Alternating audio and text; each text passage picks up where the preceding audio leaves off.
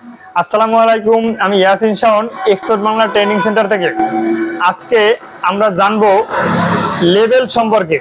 Label কত প্রকার এবং কি কি, এবং গার্মেন্টস সেক্টরে কোন লেবেল কোন কোন কাজে ব্যবহার করা হয়।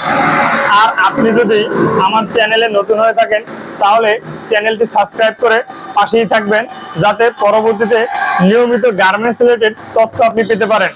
কেননা বর্তমান যুগটা ডে বাই ডে অনেক আপডেট হচ্ছে। আপনি যদি প্রতিনিয়ত না শেখেন কিছু, আপনি ভালোভাবে, সুন্দরভাবে, স্মুথভাবে, স্মার্টলি আপনার জবটা ক্যারি অন করতে পারবেন না। চলুন জেনে নেওয়া যাক লেবেল কত প্রকার। লেবেল সচরাচর বা প্রধানত দুই প্রকার।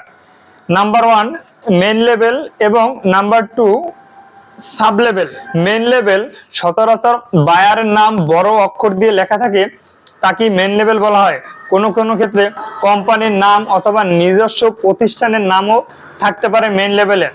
আবার সাব লেভেলকেও কয়েকটা ভাগে ভাগ করা হয়েছে, যেমন size level, care level, compose level এবং প্রাইস লেভেল।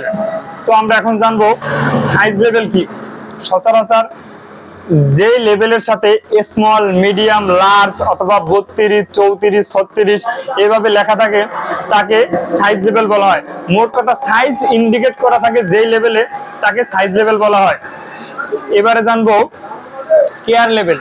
কেয়ার লেভেল সাধারণত আপনার একটা গার্মেন্টস বা একটা বডি কিভাবে পরিচর্যা করবে, কিভাবে ওয়াশ করবে, কিভাবে ব্যবহার করবে, এর বিস্তারিত লেখা থাকে কেয়ার লেভেলে। কেয়ার লেভেলেরও আবার অনেকগুলান সংকেত আছে। এই সংকেতগুলো আপনি যদি গার্মেন্টস সেক্টরে চাকরি করেন, কন্ট্রোলার, ইনচার্জ, ম্যানেজার অথবা প্রোডাকশন ম্যানেজার, যে লেভেলই, এই কেয়ার লেভেলের সংকেতগুলো জানা প্রয়োজন। ইনশাল্লাহ চেষ্টা করব পরবর্তী কোনো ভিডিওতে সুন্দরভাবে এই কেয়ার লেভেলের সংকেতগুলো জানিয়ে দেওয়ার। এবারে আমরা জানবো কম্পোজ লেভেল। কম্পোজ লেভেলটা কি?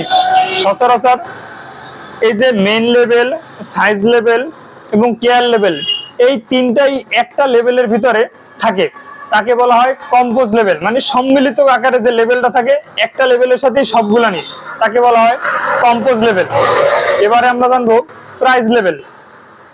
প্রাইস লেভেলটা হলো সচরাচর প্রোডাক্টের প্রাইস, প্রোডাক্টের যে মূল্য বা প্রাইসটা যেই লেভেলে উল্লেখ থাকে তাকেই বলা হয় প্রাইস লেভেল। আপনি যদি গার্মেন্টস সেক্টরে নতুন হন অথবা চাকরি নিতে চান অথবা চাকরি করার পর একটু পদোন্নতি পেতে চান অথবা ইনচার্জ, ম্যানেজার লেভেলে চাকরি করতে চান, তাহলে মিনিমাম লেভেল সম্পর্কে এই বেসিক ধারণাটি আপনার থাকতেই হবে। ধন্যবাদ। আসসালামু আলাইকুম।